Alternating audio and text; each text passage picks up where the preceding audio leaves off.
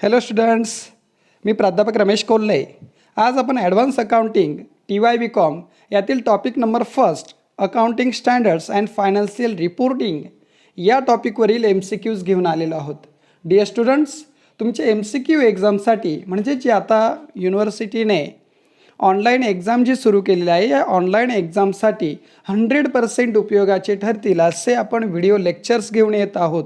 यामध्ये आज जो आपण व्हिडिओ घेऊन आलेला आहे तो फक्त टॉपिक नंबर फर्स्टचा आहे. याचबरोबर topic number second, third, fourth प्रत्येक टॉपिकवरती तुम्हाला MCQs अवेलेबल होतील. सो तुम्ही चॅनलसोबत नक्की राहा आणि अजून आपल्या चॅनलला सबस्क्राईब केलेलं नसेल तर सबस्क्राईब नक्की करा आणि व्हिडिओ शेवटपर्यंत नक्की बघा.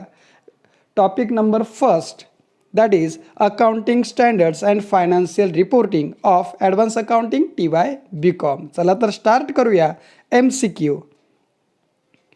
फर्स्ट क्वेश्चन आहे, accounting is a language of business communicate the financial performance. काय विचारलं बघा तुम्हाला? Are you agree, disagree, partly agree or none?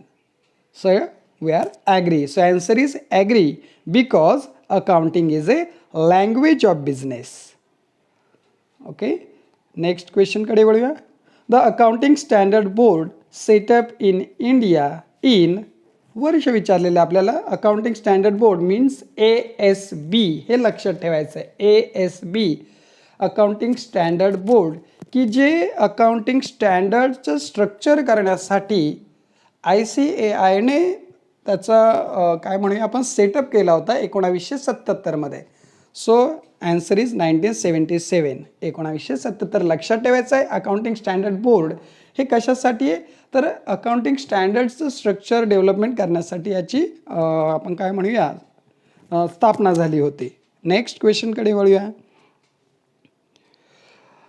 Dash dash standard deals with the financial statement which summarise for the given period the source and applications of the fund of an enterprise. The accounting standard third. बघा लक्षात ठेवायचं इथे काय महत्त्वाचा भाग आहे.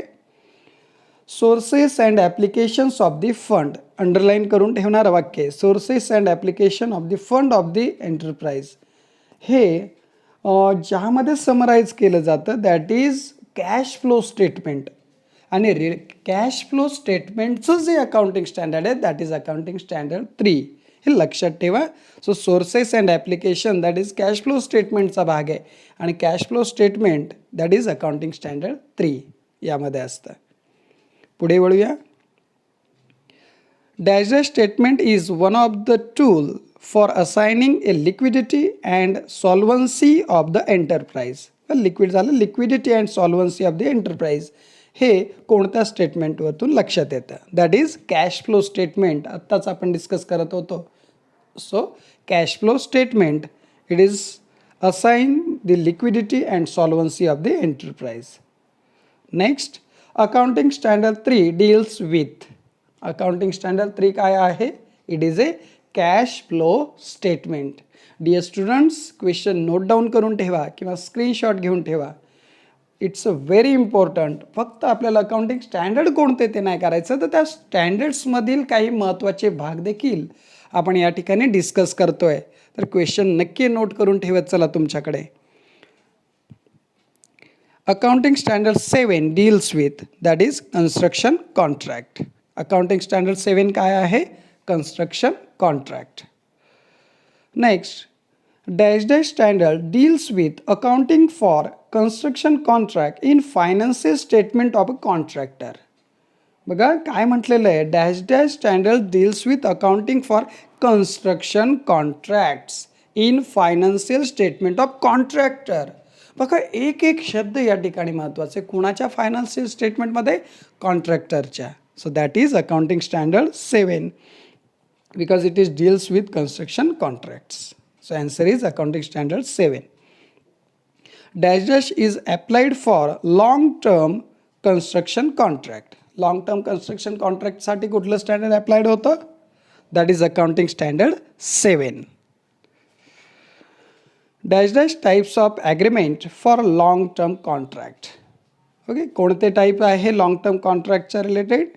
So A म्हटलं आहे fix price, B cost plus, C mixture of fix price and cost plus, or D, all of the above. So all of the above. लक्षात ठेवा dear students, there are 3 types of agreement for long term contract. Long term contract चे 3 type आहे, ॲग्रीमेंटचे 3 type आहे, fix, cost plus आणि mixture. Fix आणि cost plus हे लक्षात ठेवायचं आहे. त्यावेळेस 1 2 3 असंही विचारतील, how many types of the agreement for long term contract. These are the 3. लक्षात ठेवायचं आहे. Next, contract revenue consist of dash dash. Contract रेव्हेन्यूमध्ये काय काय येतं? A, revenue arising due to escalation clause, B decrease in contract revenue due to penalties, C claim collected from customer. So all of the above. Screenshot घेऊन ठेवा, important question आहे. Next, accounting standard 7 is to be applied in accounting construction contract in financial statement of. कुणाच्या financial स्टेटमेंटमध्ये construction contract accounting shown केलं जातं, that is contractor. लक्षात ठेवायचं, contractor की कॉन्ट्रॅक्टी की दोघांच्याही. सो अकाउंटिंग स्टँडर्ड 7 म्हटलं की कॉन्ट्रॅक्टर हे लक्षात ठेवायचं आहे. Next, accounting for research and development, that is accounting standard 8. Accounting standard 12 deals with accounting for government grant. बघा डिअर स्टुडंट्स, तुमच्या TY-BCom सिलेबसमध्ये जेवढे अकाउंटिंग स्टँडर्ड दिलेले आहेत, सर्व अकाउंटिंग स्टँडर्ड आपण या व्हिडिओमध्ये कवर केलेले आहेत. हे आपण एका पेजवरती नोट डाऊन करून ठेवावं. नक्की 100% तुम्हाला एक्झामला याचा उपयोग ठरेल. So accounting standard 12 it deals with accounting for government grants.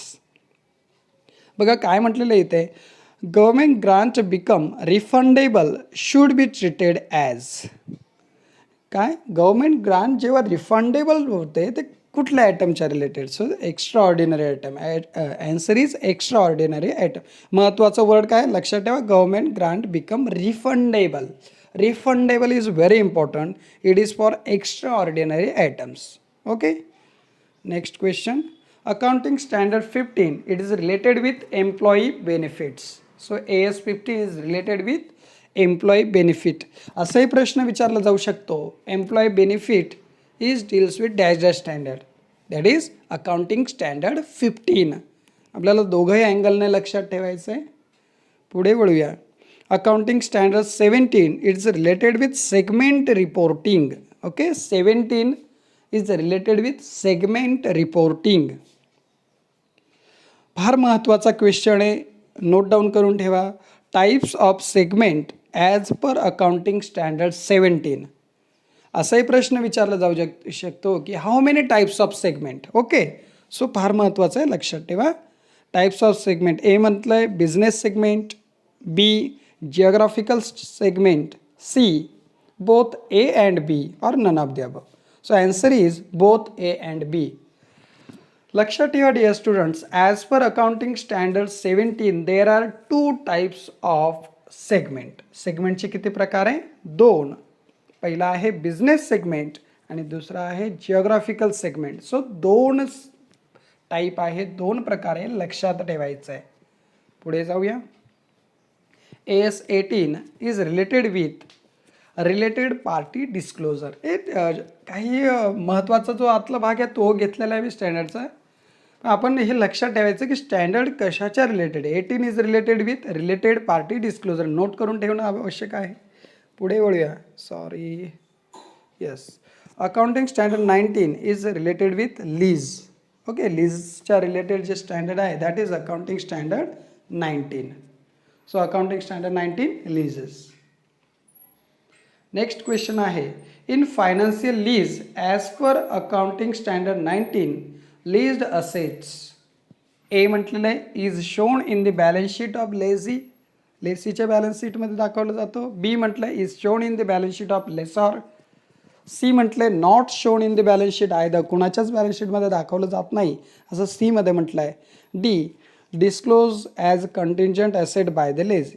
So बघा काय क्वेश्चन समजून घेणं अपेक्षित आहे MCQमध्ये, कारण ॲन्सर तिथेच असतं. आपल्याला जस्ट क्वेश्चन समजून घेणं गडबड करायची नाही आहे, क्वेश्चन समजून त्याचा आन्सर द्यायचा आहे. काय क्वेश्चन आहे? In financial lease as per accounting standard 19 lease assets is showed in the balance sheet of Lacey. Lease asset हे लेसीच्या बॅलन्स शीटमध्ये दाखवले जातात. लेसी आणि लेसॉर असे दोन पार्टी आहे. सो लेसॉरच्या बुकमध्ये नाही, लेसीच्या बुकमध्ये दाखवलं जातात, हे समजून घ्या. Next, earning per share is a accounting standard 20. Accounting standard 20 कसलं आहे? Earning per share. नेक्स्ट आहे कन्सॉलिडेटेड फायनान्शियल स्टेटमेंट, हे आहे अकाउंटिंग स्टँडर्ड 21. लक्षात ठेवायचं आहे, consolidated financial statement accounting standard 21. Next, accounting for investment in associated in consolidated financial statement, that is accounting standard 23. Next, discontinued operation accounting standard 24. आणि last, interim financial reporting, it is accounting standard 25. Dear students, topic number फर्स्टमधील accounting स्टँडर्डच्या related महत्त्वाचा भाग मी cover करण्याचा प्रयत्न केलेला आहे. याचबरोबर आपण नेक्स्ट लेक्चर घेऊन येणार आहोत पुढच्या टॉपिकचा. सो आपल्या चॅनलला सबस्क्राईब करा, जेणेकरून येणारे व्हिडिओज तुम्हाला लगेच भेटतील. आणि त्याचबरोबर बेल आयकॉनला नक्की क्लिक करा. Thank you students, bye.